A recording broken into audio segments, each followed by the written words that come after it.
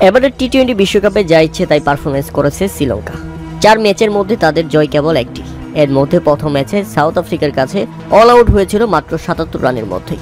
পরের ম্যাচে বাংলাদেশের কাছে 124 রানে থেমে গেছে তারা এবং বাংলাদেশ দুর্দান্ত 2 উইকেটের জয় তুলে নিয়েছিল। অথচ ঘরের মাঠে বাংলাদেশকে তারা সিরিজ হারিয়ে গিয়েছিল।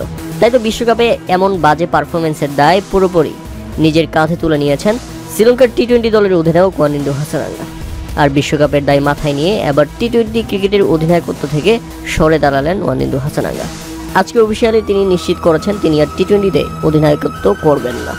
বিশ্বকাপের দায়ভার মাথায় নিয়ে তিনি টি-20-র ক্যাপ্টেন্সি ছেড়ে দিচ্ছেন। অধিনায়কত্ব থেকে স্বইচ্ছায় পদত্যাগ করছেন তিনি। তাই তো সামাজিক যোগাযোগ মাধ্যমে সবাই বলাবলি করছে ওয়ানিন্দু হাসানাঙ্গা সঠিক ডিসিশন নিয়েছেন। তিনি যখন এই দায়িত্ব নিয়ে পারবেন না সেখানে তিনি সরে গেছেন নিজ ইচ্ছায়। তাহলে নাজমুল হোসেন শান্ত কেন সরছেন না? বেটে নাই রান, তার পারফরমেন্স ভাটা পড়েছে।